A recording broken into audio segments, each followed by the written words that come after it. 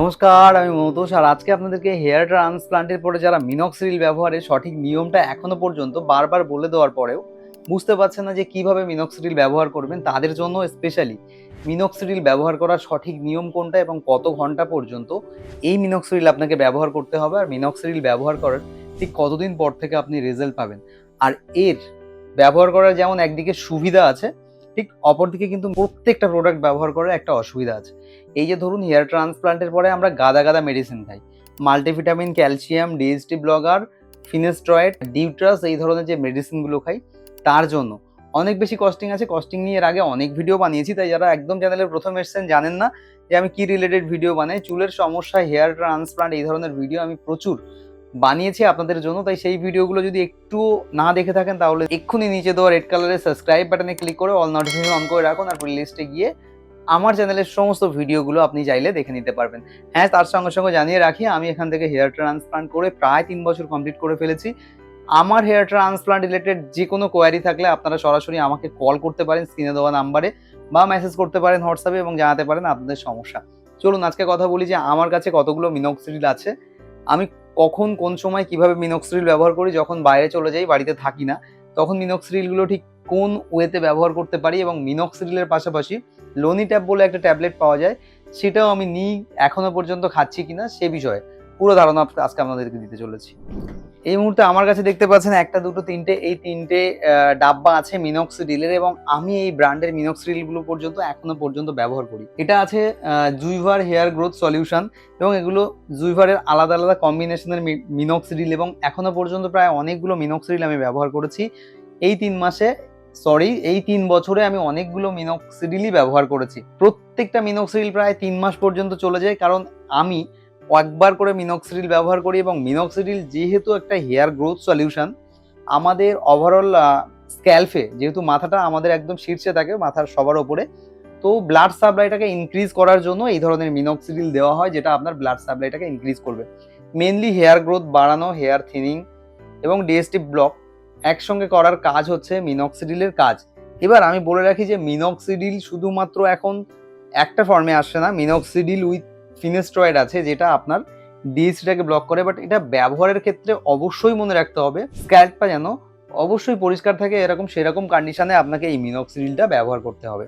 দ্বিতীয় নম্বর পয়েন্ট হচ্ছে মিনক্সিডিল ব্যবহার করার পরে অবশ্যই 4 ঘন্টা লাগিয়ে রাখতে হবে। ধরুন আপনি যদি রাত্রে লাগান, রাত্রে 9টায় লাগান, 10টা, 11টা, 12টা, 1টা, ঠিক আছে, যদি রাতে 10টায় শুতে যান তাহলে 1টা পর্যন্ত লাগিয়ে রাখতে হবে। তারপরে কিন্তু ধোয়ার কোনো দরকার নেই। পরের দিন সকালবেলা অবশ্যই যে কোনো নর্মাল বেবি শ্যাম্পু, যেগুলোর মধ্যে একদম কেমিক্যাল ফ্রি, সেই শ্যাম্পু ব্যবহার করে ধুয়ে নিতে পারবেন। এবং না ধুলে যেটা হবে, এই যে সলিউশনটা আছে আমাদের মাথার রুটগুলোকে প্রথমত একটা লেয়ার ফেলে দেবে এবং প্রচুর খুশকির সমস্যা তৈরি হবে। তাই মিনক্সিডিল ব্যবহার করলে অবশ্যই তারপরের দিন আপনাকে শ্যাম্পু দিয়ে হেড ওয়াশ করতে হবে। এবং যদি আপনি সপ্তাহে একদিন বাদে বাদেও মিনক্সিডিল ব্যবহার করেন, তো একদিন বাদে বাদে শ্যাম্পু তো আপনাকে অবশ্যই করতে হবে। আর যদি খুব বেশি খুশকির সমস্যা আপনার তৈরি হয়ে যায় তাহলে অবশ্যই অ্যান্টি ড্যান্ড্রাফ শ্যাম্পুও আপনাকে ব্যবহার করতে হবে। এটা মূলত মিনক্সিডিল ব্যবহার করার বেসিক নিয়মটা আমি বললাম। তবে হ্যাঁ, একটা মিনক্সিডিল ব্যবহার করলে আপনার হেয়ার গ্রোথ হতে মিনিমাম 4 মাস থেকে 6 মাস সময় লাগবে হেয়ার গ্রোথ দেখতে। আর এই 3 মাসের যে ফেজটা চলে এটাকে শেডিং ফেজ আমরা বলি। এবং এই ফেজে কি হয় বলুন তো, এই মিনক্সিডিল ব্যবহার করার কারণে আমার চুলের রুটগুলো যেগুলো দুর্বল উইক সিঙ্ক থাকে সেগুলো ঝরে ঝরে পড়ে যায়, মাথা ফাঁকা হয়ে যায়। তবে এটাও খেয়াল করে দেখেছি যে মিনক্সিডিল ছেড়ে দিলে আপনার মাথার ব্লাড সাপ্লাই কমে গেলে আবারও পুনরায় হেয়ার লস হতে পারে। তাই মিনক্সিডিল যদি কেউ একবার ব্যবহার করা শুরু করে তাকে লং লাইফের জন্য এই মিনক্সিডিল ব্যবহার করতে হবে। যারা হেয়ার ট্রান্সপ্লান্ট করেছে অনেস্টলি আমার এই ভিডিওর নিচে কমেন্ট করবেন আপনারা হেয়ার ট্রান্সপ্লান্টের 3, 4, 5 বছর পরেও এখনো পর্যন্ত মিনক্সিডিল ব্যবহার করছেন কিনা। টিল নাও আমি এখনো পর্যন্ত মিনক্সিডিল ব্যবহার করি, বাট সেটা উইকলি 3 or 4 টাইমস। আমি 6 ডেজ কন্টিনিউয়াস ব্যবহার করি না, আমি 4 দিন থেকে 5 দিন পর্যন্ত এই মিনক্সিডিলটা ব্যবহার করি। বাইরে গেলে কোনো মিনক্সিডিল ব্যবহার করি না। লোনিট্যাপ বলে একটা ট্যাবলেট পাওয়া যায়, ঠিক সেম জিনিস, মিনক্সিডিল ব্যবহার না করে কারোর ইচিং এর সমস্যা থাকলে সেই লোনিট্যাপ ট্যাবলেটটা খেতে পারে। তো বাইরে গেলে আমি এই লোনিট্যাপ ট্যাবলেটটা খেয়ে নিই।